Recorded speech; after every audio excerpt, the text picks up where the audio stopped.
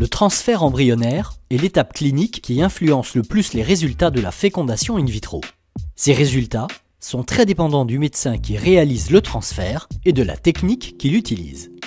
Celle que nous proposons permet une augmentation significative de 16% du nombre de grossesses par transfert et permet également de résoudre les problèmes de transfert difficiles.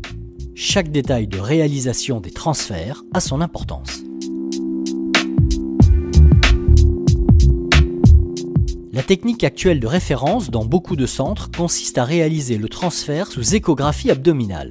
L'équipe du centre de fertilité du groupe hospitalier Diaconesse Croix Saint-Simon à Paris propose maintenant un contrôle du geste sous échographie vaginale qui, grâce à une plus grande précision du dépôt embryonnaire, augmente les taux de grossesse obtenus.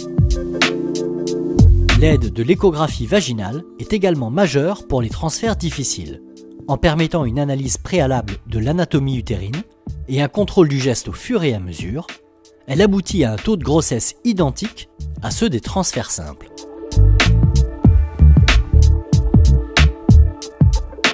Les conditions générales du transfert sont importantes.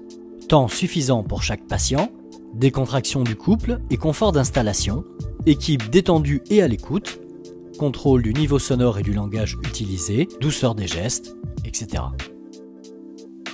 Une analyse des conditions anatomiques est préalablement réalisée sous échographie vaginale. Position de l'utérus, angulation entre l'utérus et le col, dimension du col et de l'utérus, et aspect du canal cervical, existence de crypte ou de particularités, comme une cicatrice de césarienne imparfaite. 800 transferts embryonnaires ont été réalisés avec cette nouvelle technique sous échographie vaginale au centre de fertilité du groupe Diaconesse Croix Saint-Simon. Les résultats ont été comparés à 3900 transferts réalisés selon la technique de référence sous échographie abdominale dans une population équivalente.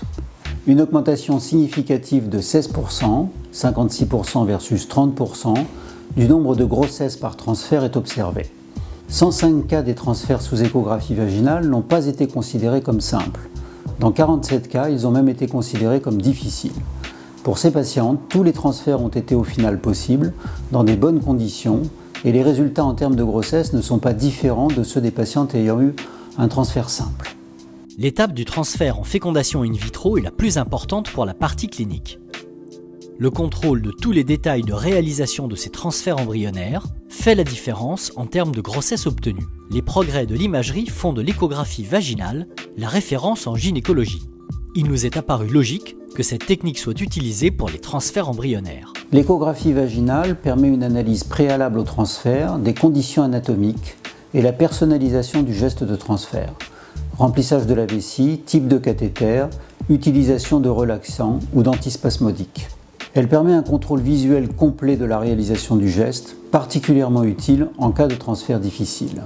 Elle permet enfin un dépôt très précis et atraumatique des embryons, ce qui explique probablement l'augmentation des résultats constatés.